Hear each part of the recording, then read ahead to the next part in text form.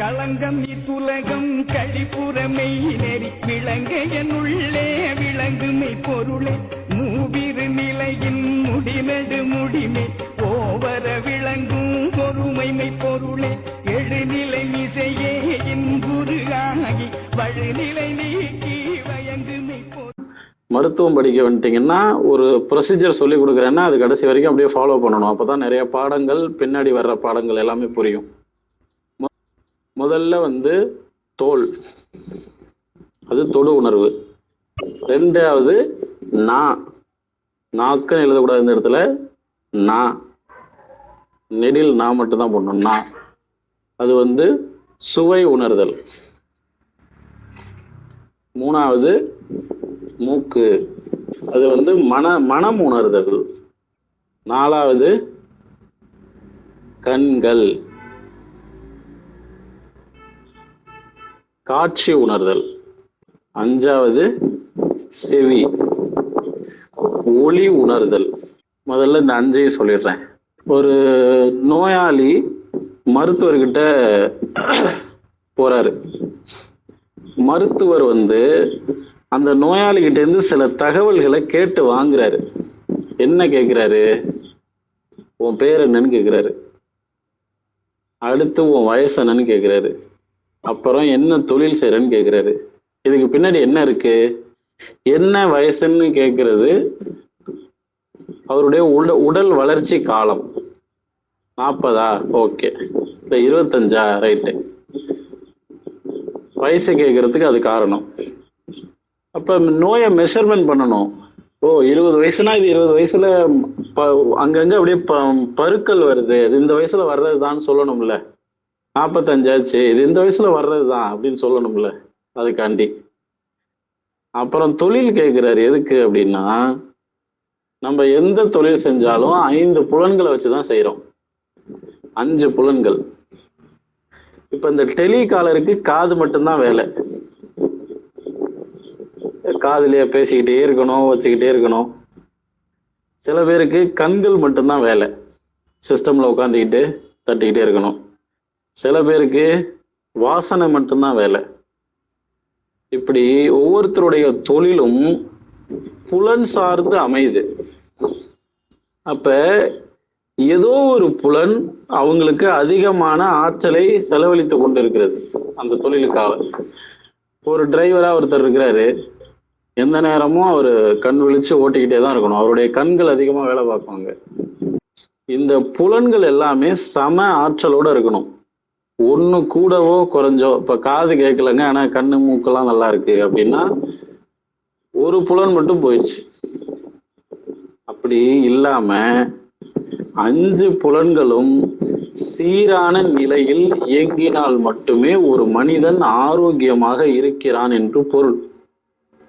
இது இலக்கணம். ஆரோக்கியத்துக்கான அளவீடு. நம்ம நோய் வந்ததுக்கு பாக்குறோம்ல, நோய் வந்தா அறிகுறிகள் இருக்கிற மாதிரி ஆரோக்கியத்துக்கும் அறிகுறிகள் இருக்கு.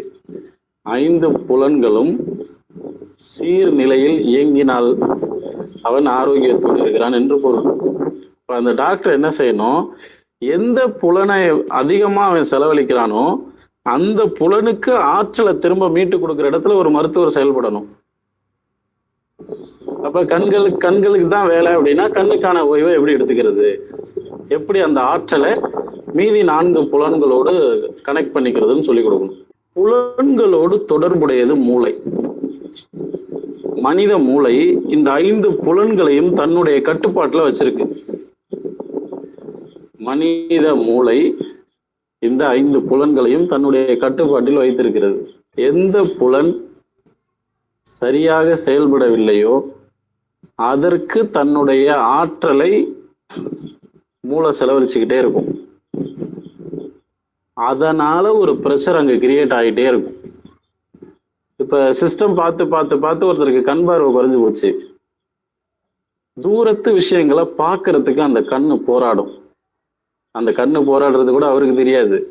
ஆனா அதற்கான இழுவை திறன், இந்த ஆற்றல் பூராவுமே மூளையில இருந்தா வரும். அப்ப அந்த இடத்துல மூளை சோர்வடையும், செயற்கையாக ஒரு அழுத்தத்தை உண்டு செய்யும். காது முயற்சி பண்ணி கேட்கிறாரு, கேட்க மாட்டேங்குது சரியா. அந்த இடத்துல ஒரு மன அழுத்தம் உருவாகும். அப்ப இந்த யோக முறைகள் தான் இதை சரியா மீட்டு கொடுக்கும். இதுக்கு தீர்வு எங்க இருக்குன்னா யோக முறையில இருக்கு. ஒவ்வொரு புலன்களுக்குமான ஆற்றலை மீட்டு கொடுக்கக்கூடிய வழிமுறைகள் யோக கலையில தான் இருக்கு. புலன்கள் சீராக இயங்குச்சுன்னாவே அவ்வளவுதான் ஆரோக்கியம். ஆரோக்கியம்ங்கிறது தனியா ஒண்ணும் கிடையாது. 5 புலன்களும் உங்களுக்கு ஷார்ப்பா இருந்துச்சுன்னா அவ்வளவுதான் ஆரோக்கியம். அப்ப நாளும் பொழுதும் உங்க புலன்களினுடைய ஆற்றலை அதிகரிக்க தெரிஞ்சதுன்னா உங்களுக்கு போதுமானது. அதாவது உயிரின வளர்ச்சியின் அடிப்படையில் முதலாக இந்த உலகத்தில் படைக்கப்பட்ட உயிரினம் ஓரறிவு, தொடு உணர்தல். அதுக்கப்புறம் ஒரு இறைவனால் படைக்கப்பட்டது ஈரறிவு, நாக்கு வந்துருச்சு. அதுக்கப்புறம் தான் மூக்கு வந்தது. ஆனா அந்த மனிதன் கிட்ட 5 புலன்களும் அப்படியே இருக்குது. 6வது புலன் தான் மனம். அந்த மனம் ஒரே ஒரு வேலை தான் செய்து, அது உணர்தல். இது தொடு உணர்வு, சுவை உணர்வு, மன உணர்வு, மனம்னா வாசனை, அப்புறம் காட்சி உணர்வு, அப்புறம் ஒளி உணர்வு. ஆனா மனம் வெறும் உணர்வு, அவ்வளவுதான். அப்ப மீதி 5 அறிவுக்கு இல்லாத, 5 அறிவு உயிரினங்களுக்கு இல்லாத ஒரு தனி சிறப்பு மனிதனுக்கு என்ன இறைவன் கொடுத்திருக்கான்னா மனம். அப்ப இறைவன் மனிதனுக்கு கொடுத்த தனி பெரும் சிறப்பே மனம்தான். அதை போய் மனசை இல்லாம ஆக்கு அப்படின்னா என்னத்த சொல்றது? அதை போய் ஒரு ஆன்மீகம்னு வேற சொல்லலாமா நம்ம? அதுவும் இன்னைக்கு ஒரு பெரிய ரகசியம் சொல்றேன்.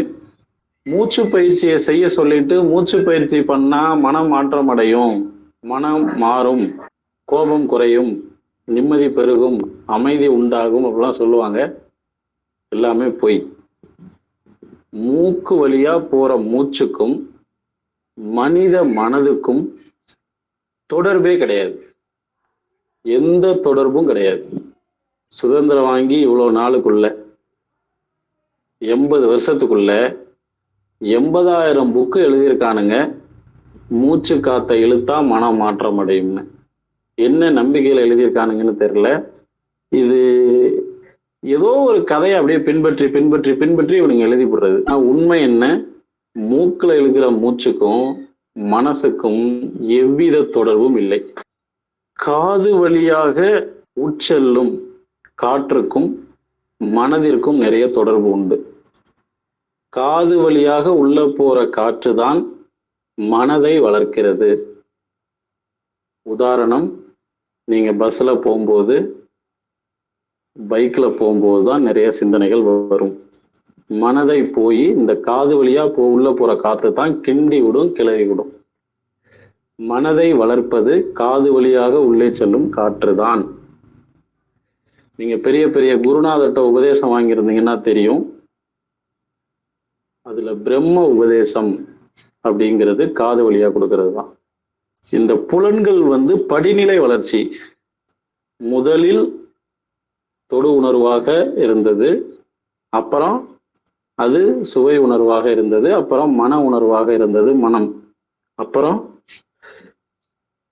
காட்சி உணர்வாக இருந்தது, அப்புறம் ஒளி உணர்வாக இருந்தது.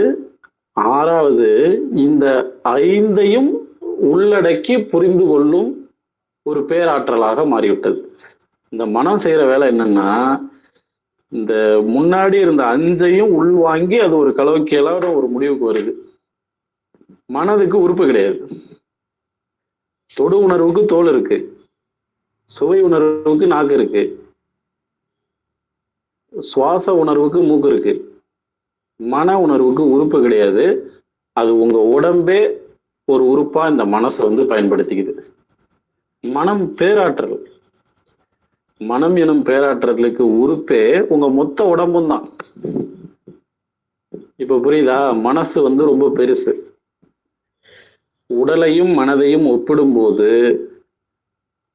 மனதினுடைய ஆற்றல் அளவு. இதுவரை மனித குலம் அறியாத சித்தர்கள் சொன்ன வர்ம மருத்துவ சூட்சும முறைகளை கற்றுக்கொண்டு வர்ம சிகிச்சையாளராக டிப்ளமா இன் வர்மா தெரப்பி மற்றும் அனைத்து தீராத வியாதிகளுக்கும் மருத்துவ சிகிச்சை பெற தொடர்பு கொள்ளவும் 6382857668. தமிழ் சித்தரியல் குருகுலம் மற்றும் அறக்கட்டளை. எங்களிடம் ஆன்லைன் மூலமாகவும் சிகிச்சை மற்றும் மருத்துவம் படிக்கலாம்.